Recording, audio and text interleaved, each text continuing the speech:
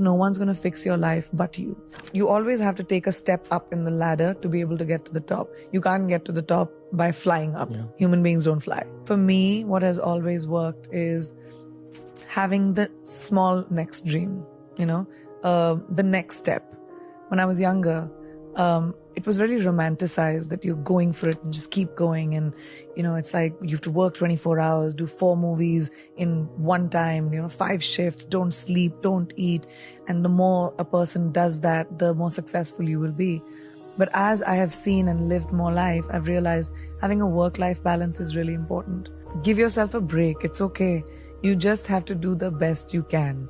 Survive, keep your head above water, and slowly you'll see you'll be walking on it. So this romanticization of work has to be tough and work has to be rough, and it's not.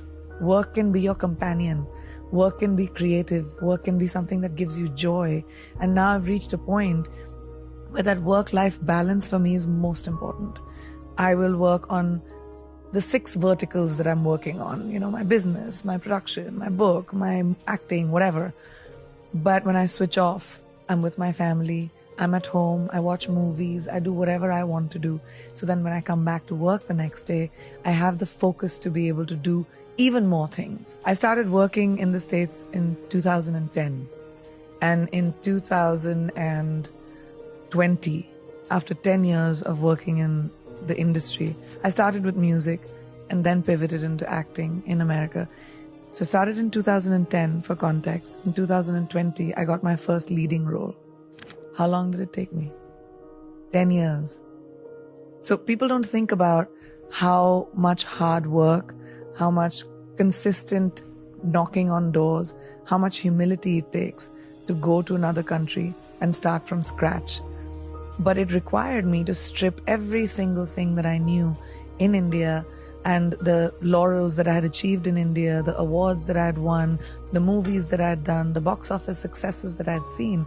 It required me to walk into rooms with extreme humility and introduce myself to people, to take my show reel and say, this is the work I have done. I would love to work with you. You have to go, you have to pound the pavement, you have to walk in, you have to be rejected, you have to audition, and you have to work around the culture of a new country. And that was so hard. I had to swallow the humility pill, and I was willing to do that hard work. And then, 10 years later, I finally got my leading role in a movie. The tears that it took when you move to a new country with no friends, no family, working with people that don't know you and don't know what you are able to achieve. When I first started doing Quantico, my co-actors did not understand the hoopla around me. They were like, who is this person? Like, why are you, the lead of that was the first time I got a lead role in a television series. And they just couldn't understand why. And it required me to just, be humble and say, I'm okay. This is a new environment.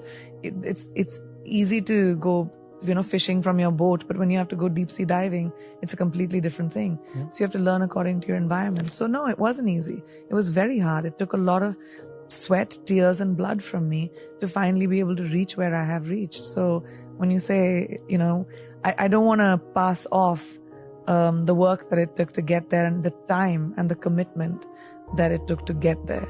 You have to shut off the noise. There are many people that will want to pull you down, but don't focus on that. Focus on the one person that believes in you. Focus on the light, little sliver of light that you might see, a little bit of inspiration that you might see. And that's the hardest thing to do because you're bogged down by baggage. You're bogged down by shackles of people holding you down. So you have to really push forward. And that's just individual. Do you have that inside of you to fight that fight for yourself? Or are you going to wait for somebody else to do it? That's an individual choice. The point is to be able to walk into a room and not be judgy and say, who are you? What are you doing? You don't, you're different. You speak a different language. That's not cool. Yeah. People speak different languages because they know more than you. They know other things that you don't know. The idea is to have your mind open to collaboration. The idea is to have your mind open to what is it that I can imbibe from someone else's knowledge. Yeah. And I think I'm a student of life. I love different kinds of people and different things that people do. I'm not running as fast as I was. I'm thinking about the steps I take. I'm in a really comfortable, content place when it comes to my life. And the choices that I'm making are mine and are not defined by other people or the validation that I probably needed when I was younger. So I think that's made me a little bit more happy and calm. Why am I lucky enough to have the life that I do? And some other woman somewhere else with the same desires, same ambitions, same, needs doesn't have any of it. I really think about that a lot. It makes me feel like there must be something I did right. I wake up every day with a sense of gratitude, and I wake up every day with wanting to give back, whether that's with the person that is standing right next to me or whether that is a life choice that I might make. But giving back, I think, is so crucial when it comes to being grateful. I'm highly grateful for everything that I have.